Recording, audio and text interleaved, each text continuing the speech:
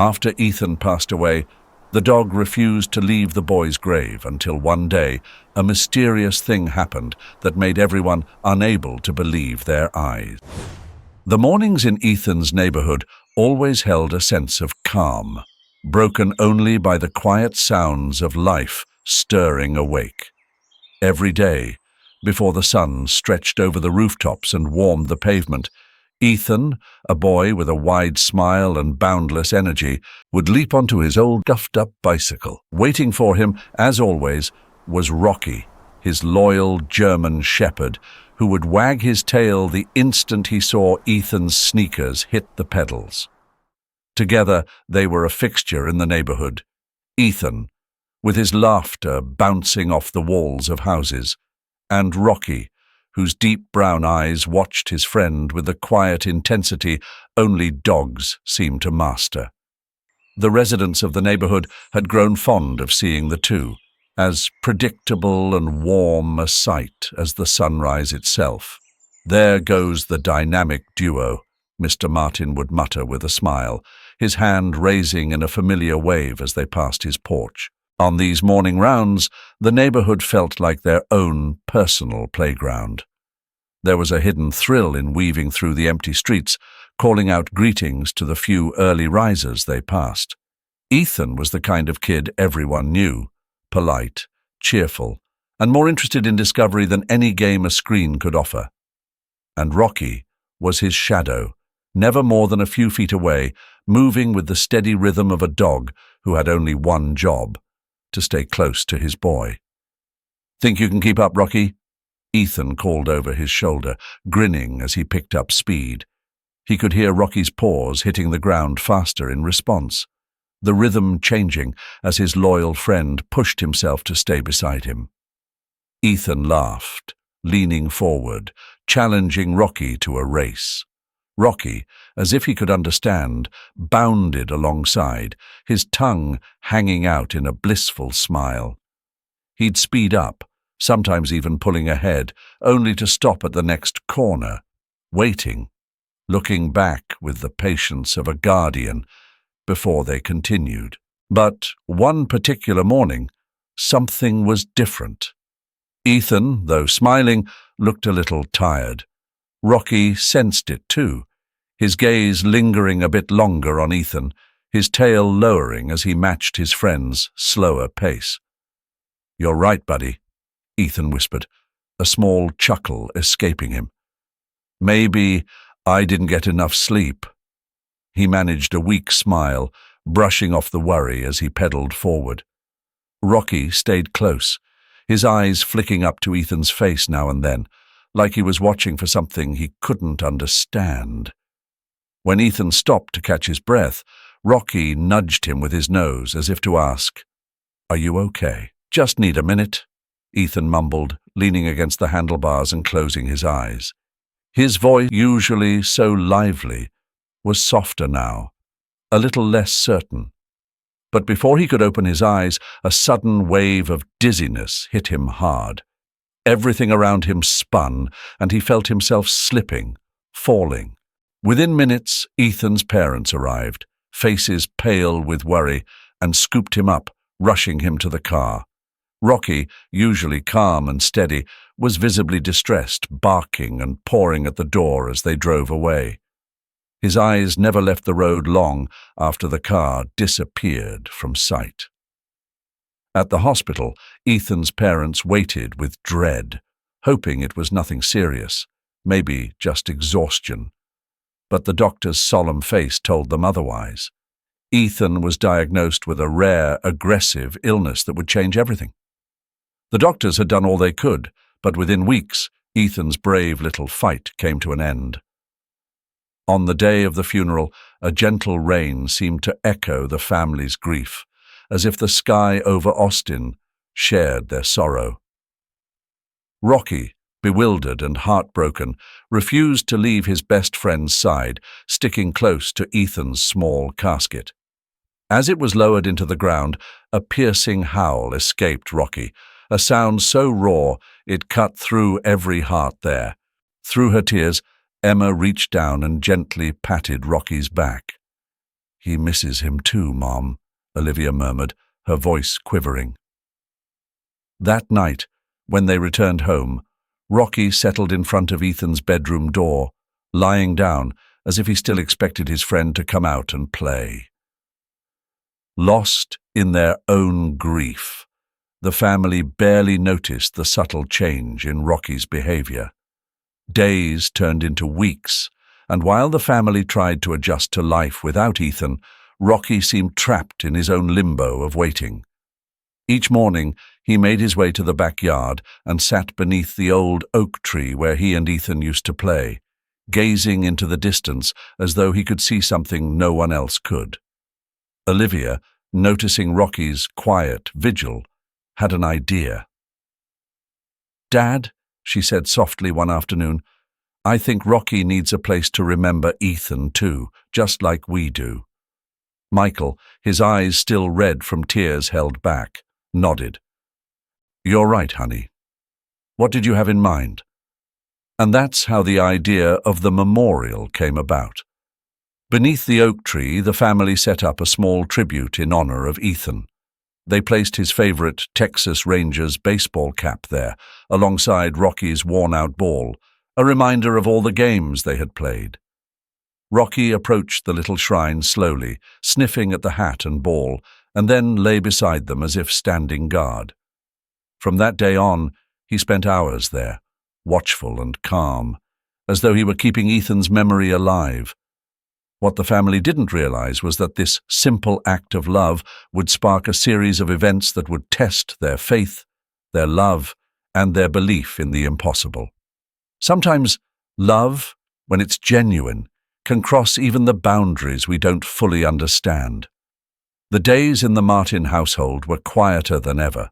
The laughter and play that Ethan once brought to the home were now replaced by an unusual silence, broken only by the occasional sighs from Emma or the soft sounds of Rocky moving through the house. One morning, while Olivia was watering the plants out back, she noticed something strange near the memorial. Glinting in the sunlight was a small blue stone, smooth and perfectly round, lying next to Ethan's cap. She picked it up, feeling a chill run through her. It was exactly like the stones her brother used to collect. "Mum, Dad, come here. Look at this," she called out, her voice trembling. Emma and Michael joined her in the yard, their faces curious and slightly alarmed. When they saw the stone, both parents turned pale. "It's just like Ethan's," Emma whispered, holding the stone delicately in her hand.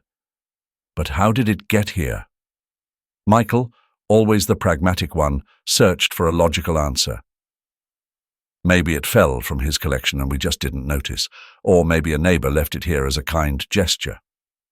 But deep down, each of them felt something more, something they couldn't quite explain. That night, as the family sat at dinner in a silence thick with unspoken questions, Rocky, who was usually dozing under the table, suddenly pricked up his ears and bolted to the back door, barking with an excitement they hadn't seen in weeks. "What's going on?" Olivia asked, startled by Rocky's sudden outburst. Michael got up to check, opened the door, and watched as Rocky raced toward the memorial. The family followed, curiosity and a touch of fear in their hearts. When they reached the tree, they found Rocky circling, sniffing the air with fervor. But then something unexpected happened. Laughter, soft, childlike laughter, seemed to fill the space around them, coming from everywhere and nowhere at once. "Ethan," Emma whispered, her heart pounding. But just as suddenly as it started, the laughter faded, leaving only the rustling leaves of the oak tree. Did you all hear that?" Olivia asked, her eyes wide with wonder. Michael, trying to stay composed, nodded slowly. "Yes, but there has to be an explanation. Maybe the kids next door." He trailed off, knowing full well their neighbors lived far enough away that no sound could carry like that. Rocky, however, seemed livelier than he'd been in weeks. His tail wagged, and he looked at the family with a spark in his eyes, as if he wanted to tell them something. That night, none of the Martins could sleep soundly. Each lay awake, wondering if what they'd heard was real or simply the longing to feel Ethan's presence once more. Early the next morning, Emma was the first to rise. Drawn by an invisible pull, she quietly made her way to the backyard. When she reached the memorial, she froze. Around Ethan's cap and Rocky's ball were small footprints pressed into the soil, footprints unmistakably those of a child.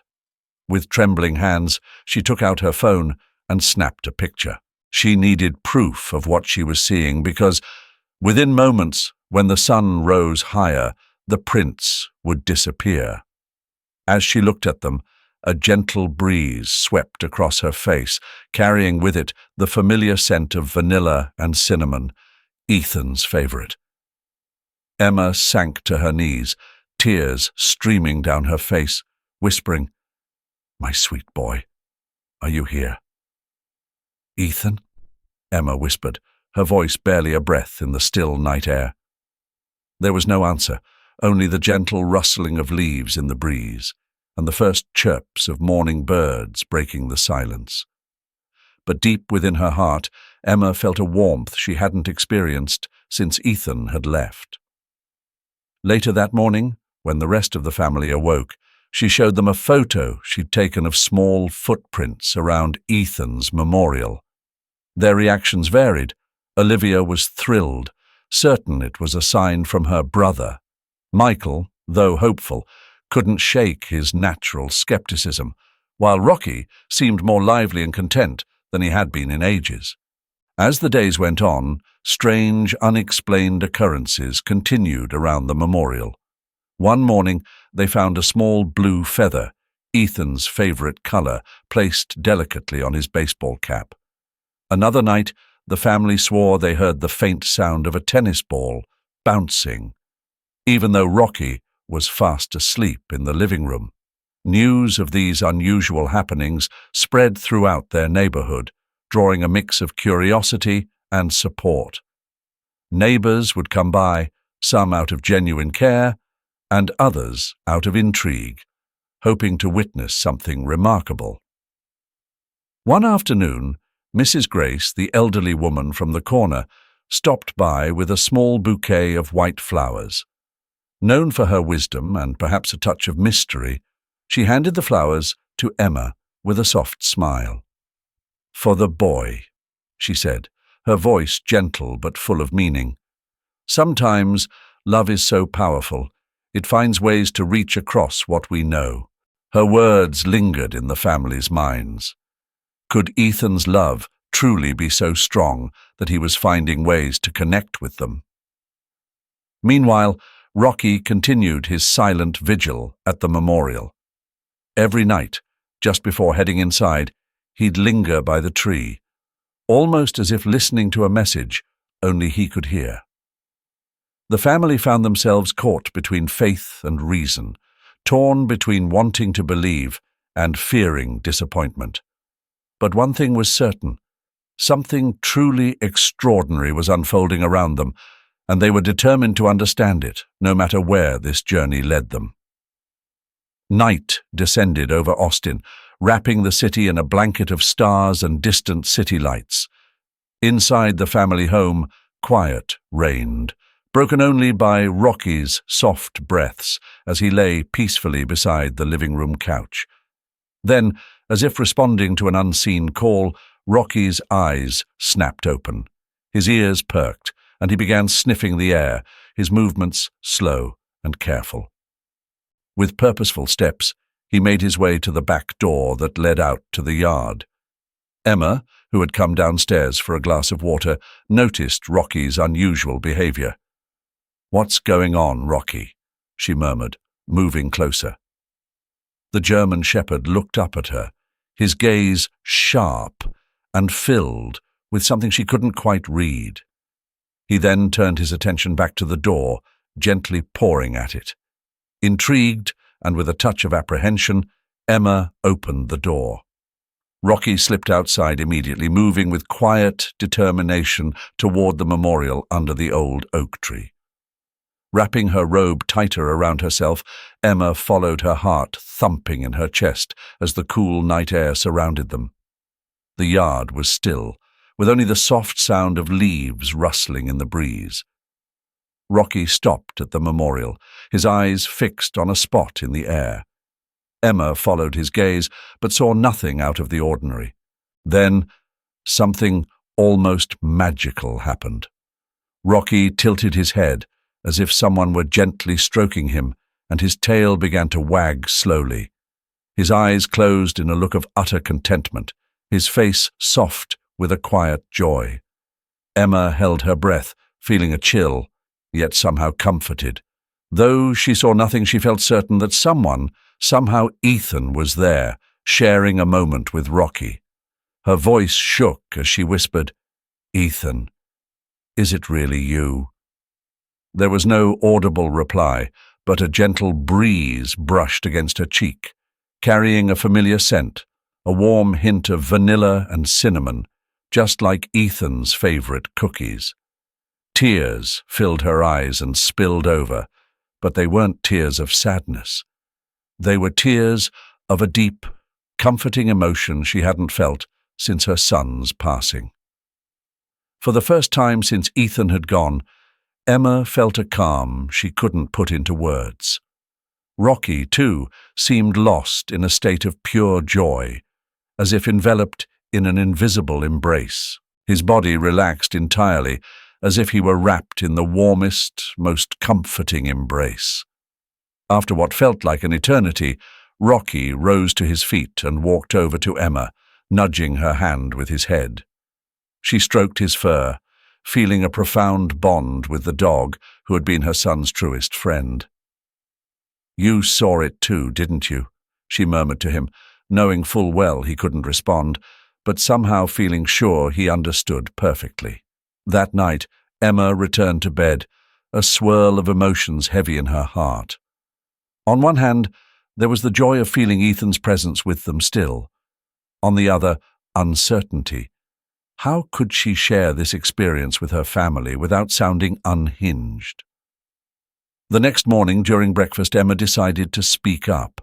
Michael listened intently, his face a blend of skepticism and longing, while Olivia, her daughter, grew more excited with every word. "I knew it!" Olivia burst out. "I just knew Ethan would find a way to reach us." The days following Emma's experience turned into a whirlwind of emotions for the family. Olivia embraced the idea that her little brother was finding ways to communicate with them from beyond, while Michael wrestled with his own battle between his natural skepticism and the deep desire to believe. One evening, as Michael returned from work, he paused in front of the small memorial they had created for Ethan in the yard. He looked down at Ethan's worn baseball cap and Rocky's favorite toy, both faded by the sun, a silent testament to the many strange, unexplainable moments they had experienced. "Ethan," he whispered, feeling a bit silly talking to no one. "If you're really here, if you can hear me, give me a sign, something only you and I would know." The wind stirred softly, rustling the leaves of the old oak tree, but nothing else happened. Michael exhaled, a complicated mix of relief and disappointment filling his chest.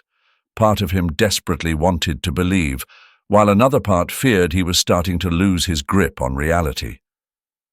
Later that night, after the family had gone to bed, Michael was suddenly jolted awake by a vivid dream. In it, Ethan smiled at him, holding something in his hands, a small weathered pocket knife Michael had once promised to give him when he turned 12. A secret between father and son. Heart-pounding, Michael went downstairs for a glass of water, trying to shake off the lingering sense of the dream. Passing through the living room, he noticed Rocky was not lying in his usual spot. Curious, he looked out the window and saw Rocky seated beside the memorial, as if standing guard. Driven by an impulse he couldn't explain, Michael stepped outside. As he approached the tree, something glimmered under the moonlight. Kneeling down, he reached out with trembling hands and picked up the object. It was the very pocket-knife from his dream. Overcome with emotion, Michael sank to the ground, tears streaming down his face as he clutched the knife to his chest.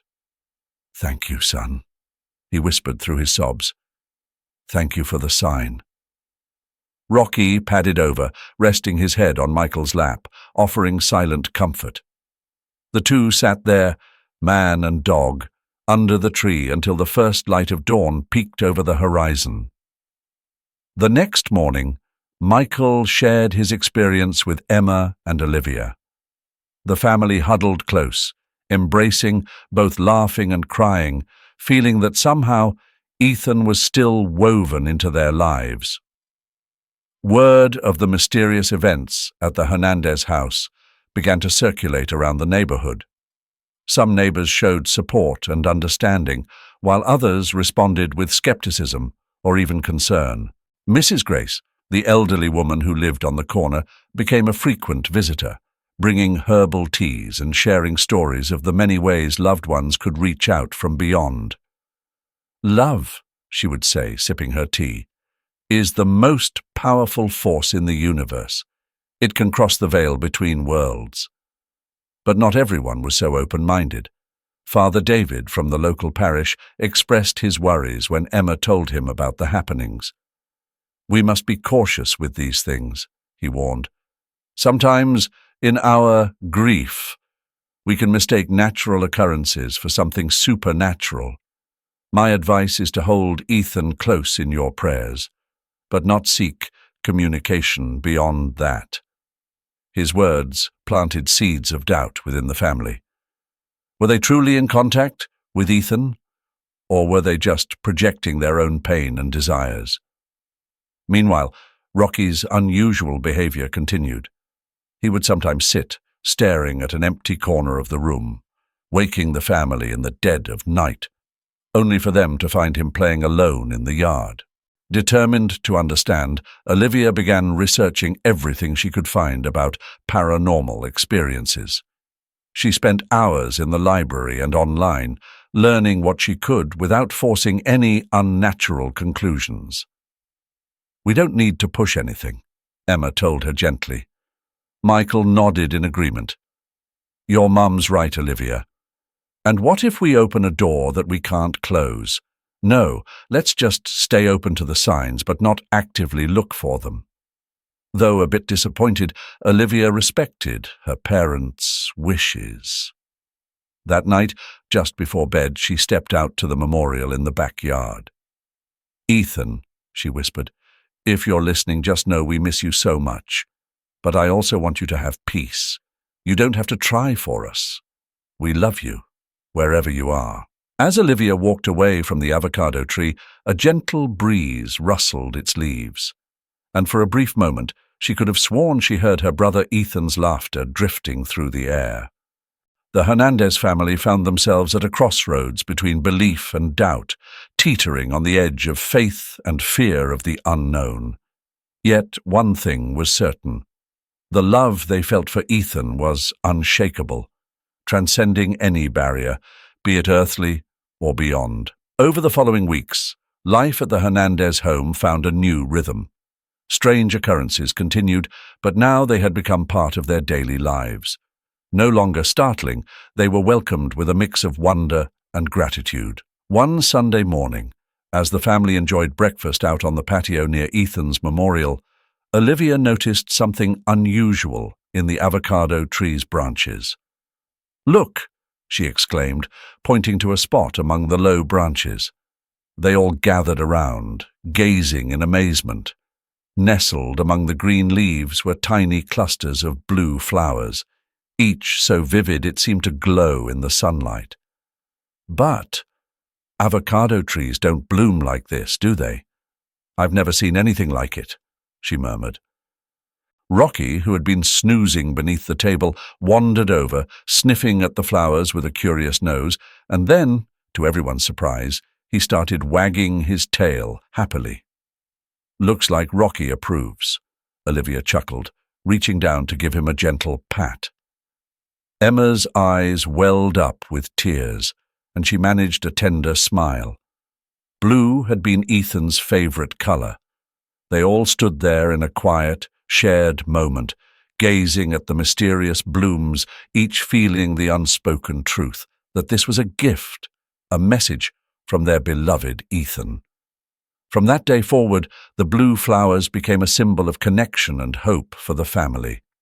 Each morning, their first instinct was to peek out the window, just to make sure the flowers were still there. Curious about the flowers, Mrs. Grace, their neighbor, came by to see them. Her eyes widened in awe as she took in the delicate blossoms. "These are angels' tears," she said softly. "They say these only bloom when a pure soul watches over them from the other side." Her words, though poetic, comforted the family deeply. The thought that Ethan could still be watching over them filled their hearts with a peace that words could barely capture. Still, not everything was so easily accepted. Despite the moving events, Michael wrestled with his own inner struggle. One night, after the rest of the house had settled into sleep, he walked out to the patio and sat by Ethan's memorial. "Ethan," he said quietly, his voice breaking a little, "if it's really you, if you're really here, why?" He paused, feeling the weight of his questions. "Shouldn't you be somewhere better? Are you happy?" The questions he had buried for so long finally poured out, and in the silence that followed, he let his emotions flow freely. Suddenly, he sensed a presence beside him. He turned, expecting to see Rocky, but no one was there. Instead, he felt a warmth wrap around him, like an embrace he couldn't see. And in that moment, Michael understood. He didn't need precise answers to his questions. The love he felt, that indescribable bond, was enough. Somehow, Ethan was all right, and his presence was not a burden or a haunting mystery, but a gift, a continuation of the love they shared. The next day, Michael shared his experience with the family. Emma embraced him, completely understanding. "I think," Michael said, "we should stop questioning everything so much. If Ethan finds ways to reach us, let's just be grateful." Olivia's face lit up. "How about we just enjoy these moments instead of trying to figure them out?" she suggested, her voice brimming with excitement. The family agreed, and thus their conversations with Ethan began. Every Sunday afternoon they would gather around the memorial, sharing stories about Ethan, reading his favorite books aloud, and sometimes just sitting in silence, appreciating the feeling that somehow he was right there with them. Rocky, ever the loyal friend, was a vital part of these gatherings.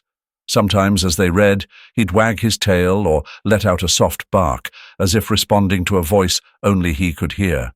News of these gatherings spread through the neighborhood. Some neighbors, drawn by curiosity or a desire to support the family, began to join occasionally.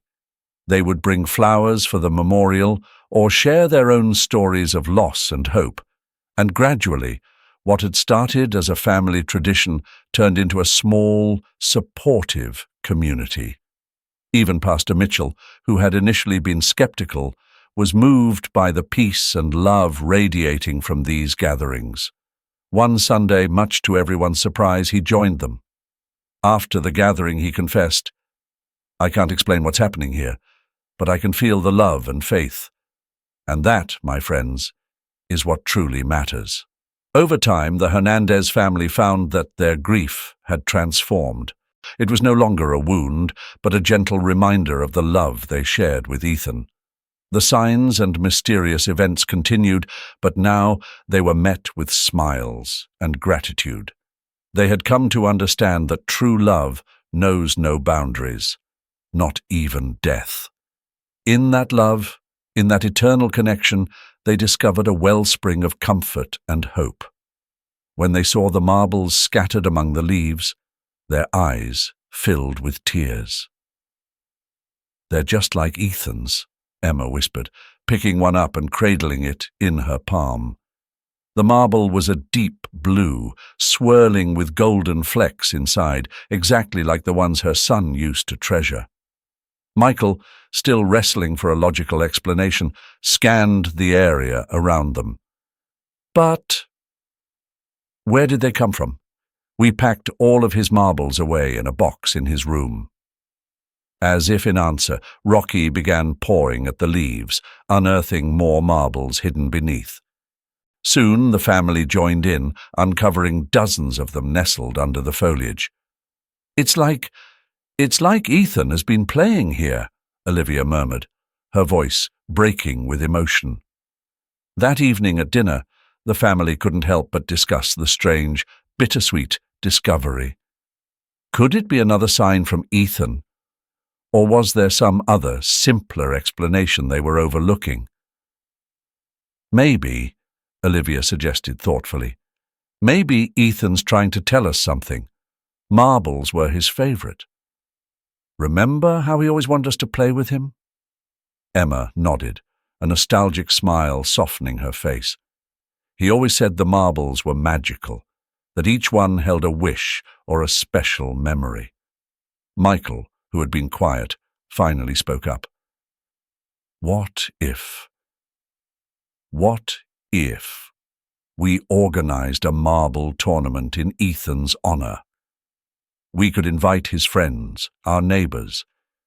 It would be a way to keep his memory alive and share the happiness he always brought us.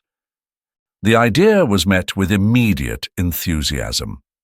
Over the following weeks, the family dedicated themselves to planning the event. Olivia designed bright, colorful flyers announcing the first annual Ethan's Marble Tournament. Emma reached out to Ethan's friends and neighbors, while Michael set to work transforming their yard into the perfect space for the tournament. The morning of the tournament dawned clear and cool. The lane's backyard soon filled with laughter and cheerful voices as children and adults gathered. Everyone played with the marbles found scattered around the yard, marbles that the family had decided to share for the event. As the tournament continued, small, inexplicable but delightful things began to happen. Some marbles seemed to roll on their own, landing improbable shots. Gusts of wind carrying the faint scent of vanilla and cinnamon would sweep through the yard. And more than once, players could have sworn they heard the sound of Ethan's laughter mingling with theirs. As for Rocky, he seemed happier than ever. He ran from group to group, sometimes carrying marbles in his mouth and delivering them to players as if he, too, were part of the game.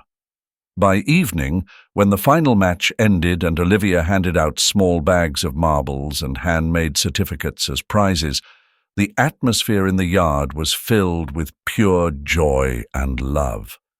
Mrs. Grace, who had been watching everything from her chair, approached Emma quietly. "My dear," she said softly, "you've done something beautiful today. You've turned pain into joy and allowed Ethan's spirit to touch everyone here." Emma, her eyes brimming with tears, embraced the elderly woman. "Thank you, Mrs. Grace." For a moment it felt like Ethan was here with us. Mrs. Grace gave her a gentle, knowing smile. "Oh, he was, sweetheart. Love never dies. It only changes form."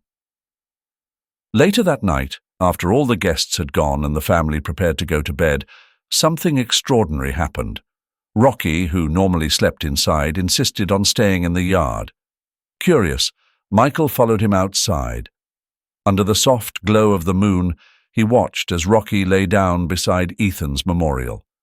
For just a fleeting moment, Michael saw the faint silhouette of a young boy kneeling beside the dog. The figure stroked Rocky's fur, then turned, meeting Michael's gaze with a warm smile before slowly fading away. Overcome with emotion, Michael felt an indescribable peace settle over him. Any lingering doubts were gone. Ethan was with them still, in ways they might not fully understand, but could deeply feel. From that day on, Ethan's marble tournament became an annual neighborhood tradition. Each year, more and more people joined, drawn by the stories of mysterious events and the profound love and joy surrounding the gathering. Though not everyone experienced the unexplainable, each person left with the sense that they'd been part of something truly special, something that reached beyond ordinary understanding and touched the heart in an unforgettable way. The Lane family had discovered a way to honor Ethan's memory, not through the sorrow of loss, but through the celebration of life and love that he represented.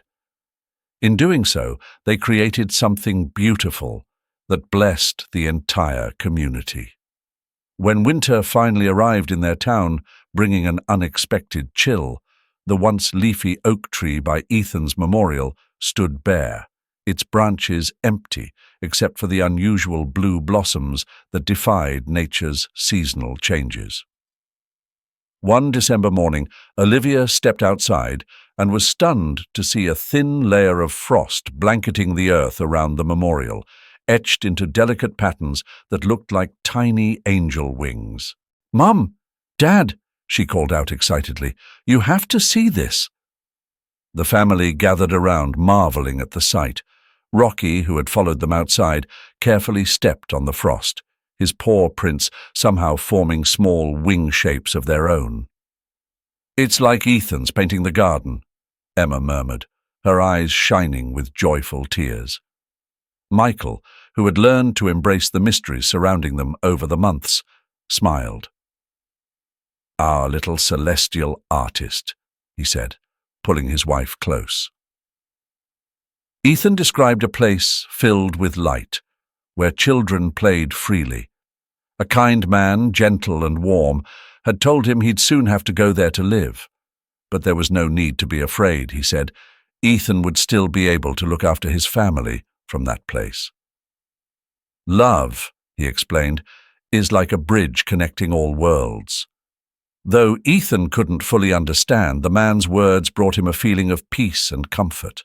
Ethan asked if Rocky could come with him, but the man smiled and gently explained that Rocky had an important job to do, taking care of the family until they'd all be together again. Ethan hoped it was only a dream. He didn't want to leave his family, but if he truly had to go, he promised he'd always watch over them. When they finished reading his words, not a single eye in the room was dry. Sensing the grief in the air, Rocky nudged closer to Emma, resting his head on her lap, as if sharing the weight of their sorrow. He knew," Olivia whispered, her voice choked with emotion. Michael, holding back tears, steadied himself and spoke. "Not only did he know, he made a promise to keep watching over us. And he's been keeping it." Mrs. Grace, Ethan's teacher, her eyes brimming with tears, reached over to take Emma's hand.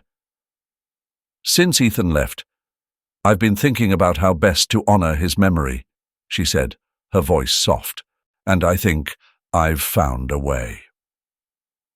Mrs. Grace shared her vision for creating a foundation in Ethan's name. The organization would support children facing illness and help their families with both resources and emotional support. Most of all, it would bring them moments of joy and normalcy during the toughest times. "Ethan was the brightest spirit in our classroom," she said with conviction. "This foundation would keep that spirit alive." The family exchanged glances, their resolve forming in silent agreement. "Count us in," Michael said firmly. "We'll make this happen." Over the next few months, Ethan's Angel Foundation began to take shape, and the community rallied around the cause with enthusiasm.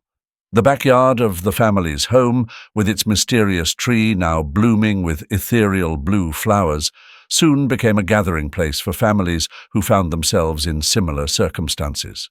Fundraisers were held there, with some of the most popular events being the annual marble tournament, outdoor movie nights, art and music classes, and even therapy dog sessions inspired by Ethan and Rocky's special bond.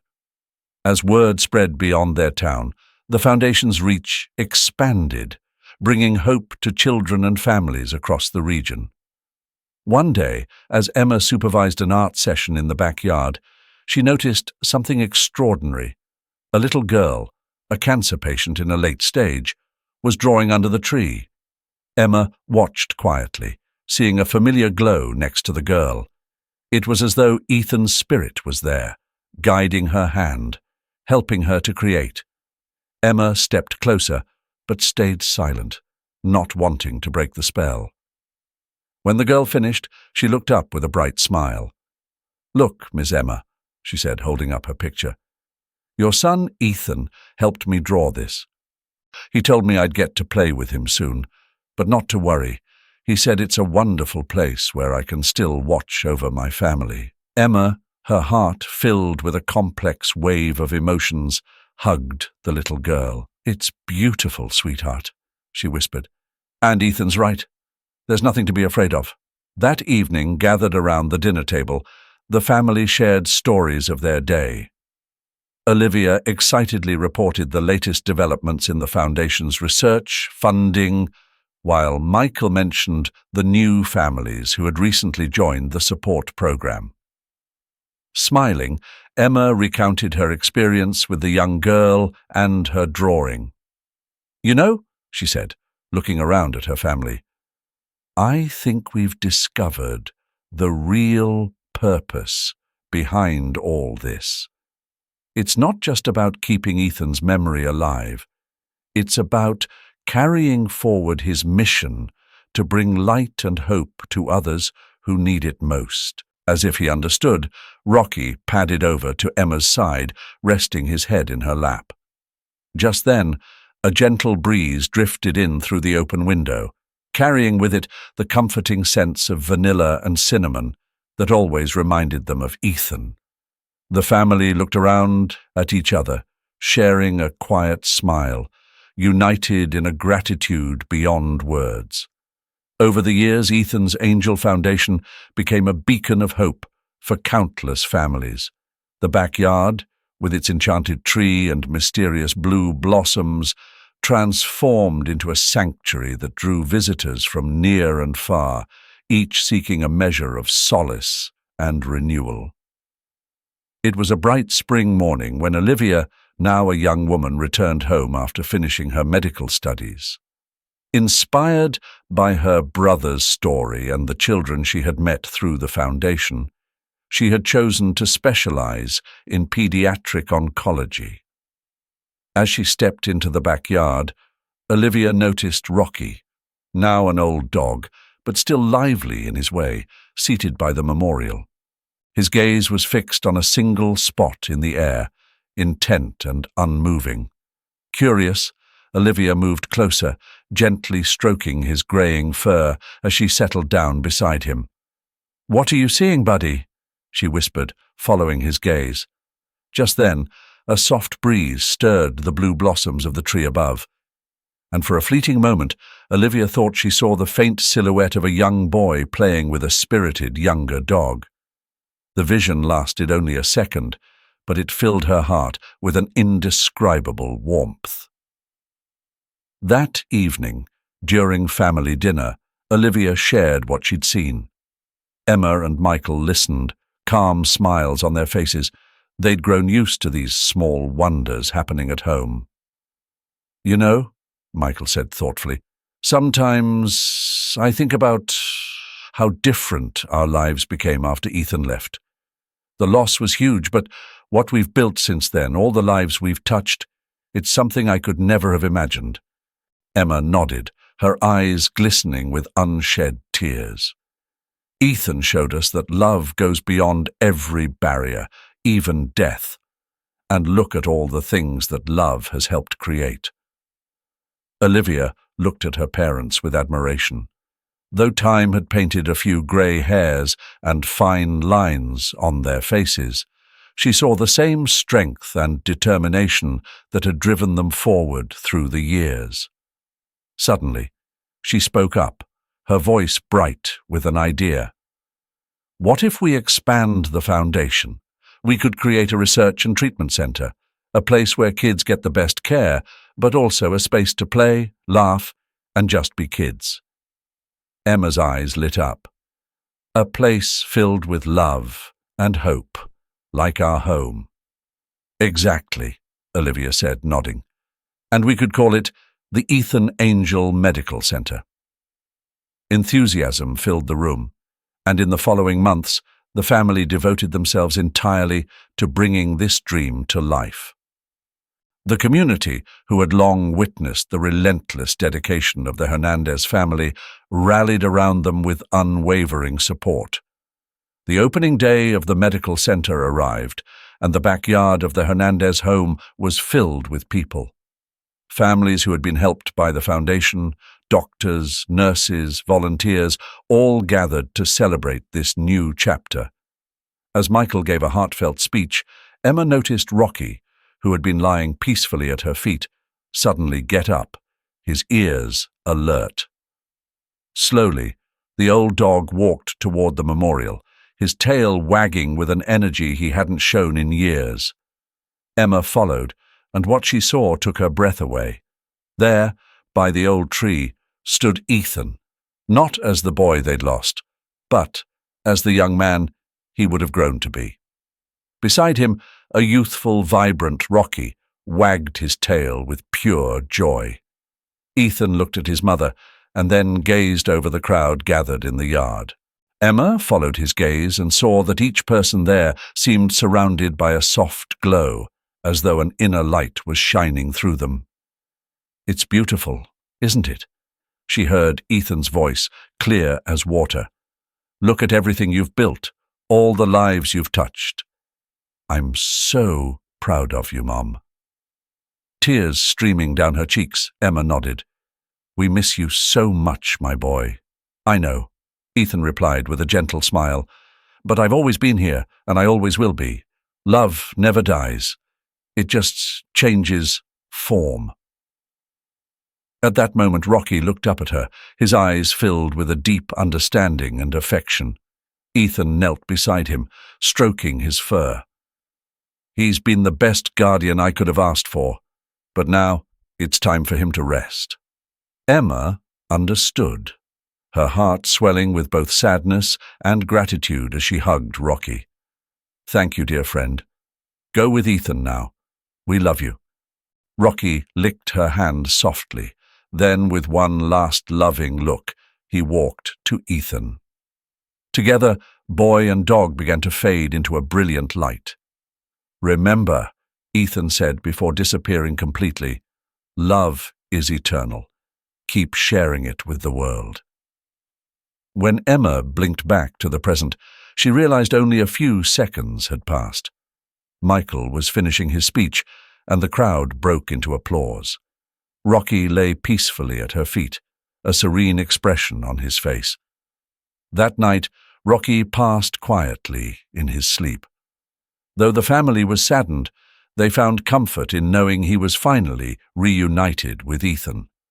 In the years that followed, the Ethan Angel Medical Center became a world-renowned leader in pediatric cancer treatment. But beyond the medical advancements, it was known as a place where miracles happen every day, miracles of love, of hope, and of lives forever changed. The old tree in the Hernandez backyard continued to bloom with its mysterious blue flowers, and Ethan's memorial became a place where people came in search of comfort and hope. Thank you so much for joining me on this journey through such a heartfelt story of love, loss, and the bonds that truly last forever. Ethan and Rocky's story reminds us that even in times of grief, the love we share has the power to transcend all limits, becoming a legacy that can touch lives in ways we never imagined. If this story moved you, I'd love to hear from you. Have you experienced a connection like this? Please share it in the comments below. Let's create a space where we can share and celebrate these powerful connections that give life its true meaning. And of course, if you enjoyed this story, don't forget to hit the like button, subscribe for more, and share it with someone who could use a little extra hope and love today. Thanks for watching, and I can't wait to see you in the next video.